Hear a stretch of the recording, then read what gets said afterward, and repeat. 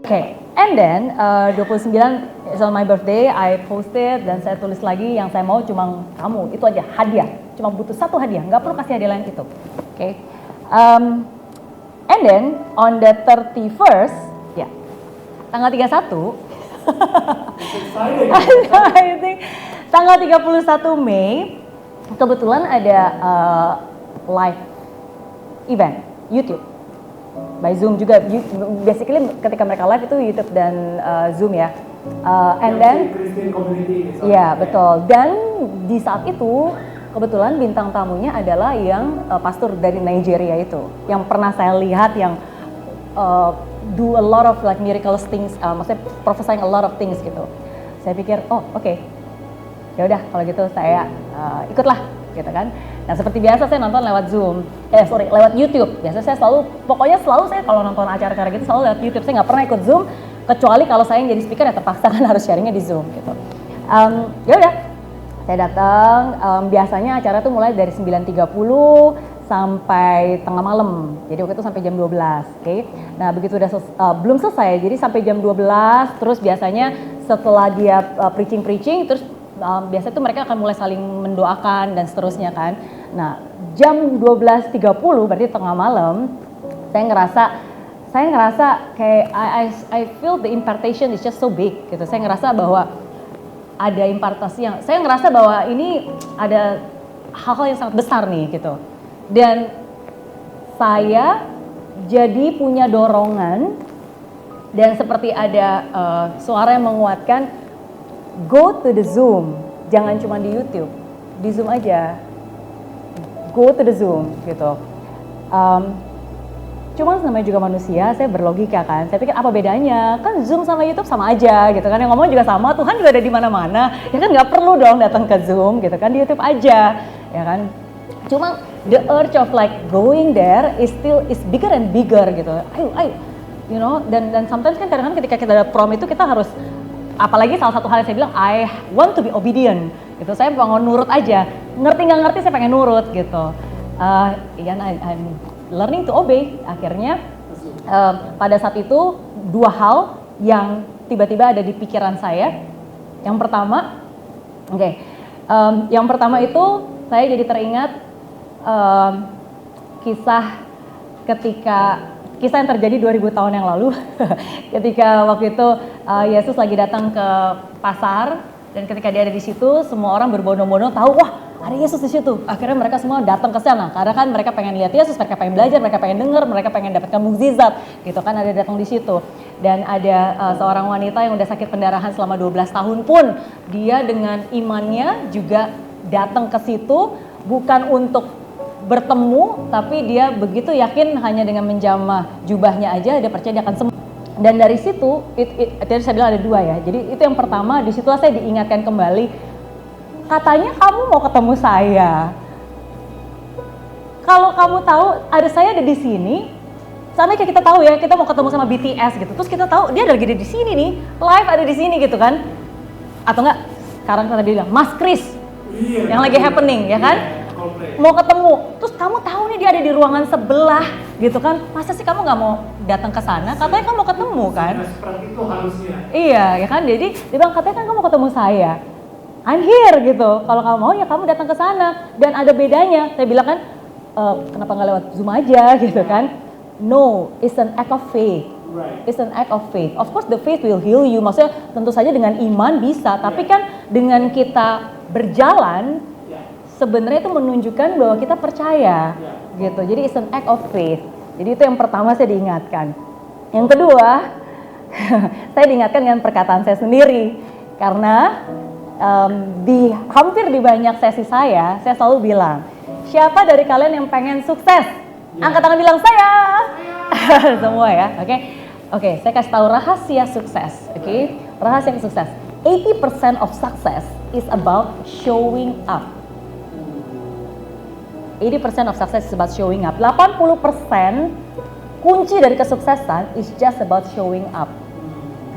Dan itu aja, karena banyak orang pengen bisa promosi jabatan. Gimana kamu bisa dapat promosi kalau kamu aja nggak pernah muncul? Gimana kamu bisa closing banyak deal kalau kamu datang ke appointment aja enggak? Ya kan? Gimana kamu bisa mendapatkan banyak, gimana kamu bisa dapet jodoh kalau kamu aja nggak pernah keluar dan kenalan ketemu orang gitu. You just have to show up. Itu langkah pertamanya gitu. Dan kayak aku diingatin sendiri, kamu kan yang bilang ini gitu kan. So all I need to do, I just need you to show up gitu. Ya udah, akhirnya that's what I do.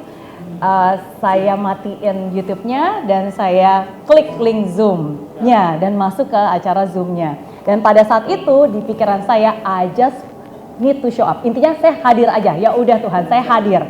Saya nggak mau munculin wajah, pokoknya no cam, no audio. I just have to show up. Ngumpet, karena itu saya lagi ngumpet di pinggiran.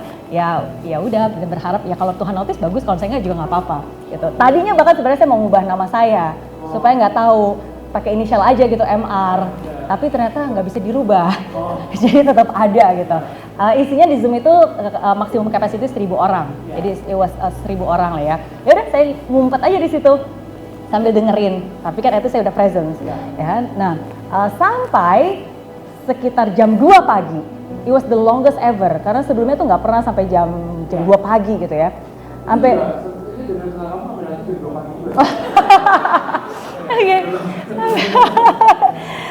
sampai jam 2 pagi. Udah mau selesai nih. Udah mau bye. Yang narasumbernya dari Nigeria itu udah oke, bye. Udah gitu yang pendeta dari Indonesianya pun juga udah bye. Translatornya juga udah bye gitu. Tapi suddenly yang si pendeta Nigeria ini bilang, wait. Is there someone here by the name of Rena? Gitu. Tiba-tiba dia ngomong gitu. Oke, ada yang namanya Rena nggak? Gitu kan? Nah, biasanya kalau dia ngomong gitu, ada yang namanya siapa spesifik, itu nanti sama panitia dicari nih siapa, dan itu atau nggak biasa nanya lagi lebih spesifik. Seperti apa, bla bla bla, atau nggak dia biasa ngomong lebih panjang lagi gitu kan. Nah, tapi tiba-tiba koneksi si pendeta Nigeria ini lagi unstable. Jadi begitu dia ngomong itu, terus habis itu hilang. Jadi kayak nggak bisa dikontak begitu, kayak lost gitu kan, nggak ada mukanya segala macem. Nah terus ya udah panitia lagi mulai mencari-cari Rena, dan gitu seperti biasa, dia akan mulai melihat nama di list yang kira-kira namanya Rena, ditunjukin mukanya, jadi kan di show, di pin supaya kelihatan. Nah jadi seperti itu. Oke, nah pada saat itu di hati saya itu deg-degan sangat keras sekali karena di dalam hati saya, I think it's me. Tapi saya nggak mau GR. Seperti saya bilang,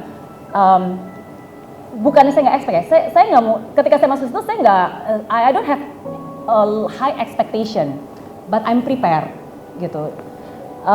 Jadi ketika dia seperti itu saya merasa, wow, kayaknya God is doing something nih gitu kan. Tapi kok namanya Rena gitu. Akhirnya saya bilang sama Tuhan, kamu kan yang ciptain saya. Katanya kamu tahu bahkan jumlah rambut yang ada di kepala saya pun kamu tahu. Kamu kan tahu nama saya. Jangan buat saya GR. Kalau ini benar-benar, panggil nama saya. You know my name. Gitu. Karena saya nggak mau GR. Saya nggak mau, wait, that's me gitu, terus munculin muka sendiri, that's me, raise hand gitu. I do not want that gitu. Saya bilang, ya udah kalau engkau yang tahu jumlah helai rambut saya, akan kamu tahu nama saya. Oke. Suddenly, yang si Nigeria itu muncul lagi, koneksinya balik. Dan ketika koneksinya balik, terus dia udah ngeliat tuh di layarnya udah ada wajah-wajah dengan yang namanya Rena, udah dia munculin. Terus dia bilang, no, it's not her. Terus sudah gitu, is Raina. Then he spell it, R-I-A-N-A. He spell it, ya. Yeah. Kalau jadi di Indonesia Riana, kalau di Nigeria Rena. Oh iya mungkin. Ya kan, R-I-A-N-A. Rena. Di Nigeria, Rena. Oh iya. Yeah. He really spelled it. Dari situ saya udah, wow, oke. Dan sebelum saya bisa berkata-kata lagi, dia nyebut kasar lagi.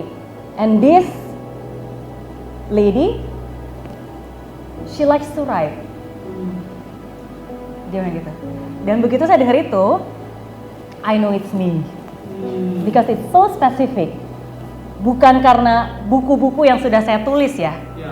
Karena ketika saat itu, the impression that I have, tiba-tiba bukan kayak buku $1 juta karena no, he doesn't say he write the book.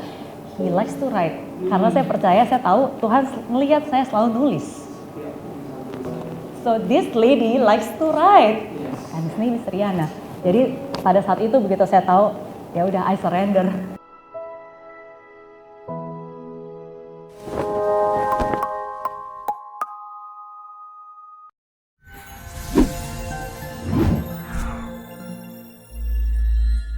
Banyak banget orang yang nanya ke saya, Miss Mary gimana sih caranya untuk bisa termotivasi setiap hari? Penasaran? Sini. Caranya, download aplikasi Mary Riana. Karena saya percaya banget, seperti apa kamu 5 tahun mendatang, itu amat sangat dipengaruhi dari dengan siapa kamu bergaul, apa yang kamu tonton, apa yang kamu baca, apa yang kamu dengar. Semua itu amat sangat berpengaruh. Makanya penting banget kamu untuk bisa mengisi semua itu dengan hal-hal yang positif. Dan itulah alasan kenapa saya menciptakan apps Mary Riana. Ada semuanya lengkap. Ada video-video, ada audio. Saya percaya saya bisa mencapai impian, saya bisa. Ada quotes, ada artikel. Pokoknya semua lengkap isinya untuk kamu dan semuanya tentu saja sangat positif. Nah jadi buat kamu nih yang selama ini suka nanya ke saya, Miss Mary, apa nih kata-katanya hari ini? Quotes of the day. Semuanya juga sudah ada di aplikasi Mary Riana. Kabar baiknya hari ini saya juga ingin membagikan satu hal yang spesial untuk kamu, yaitu sebuah buku gratis. Buku ini semoga bisa membantu kamu untuk berani bermimpi besar, berani untuk mengambil langkah untuk mencapai mimpi-mimpi tersebut. Langsung aja segera download aplikasi Mary Riana, udah ada di Play Store, ada juga di App Store. Awali harimu bersama Mary Riana.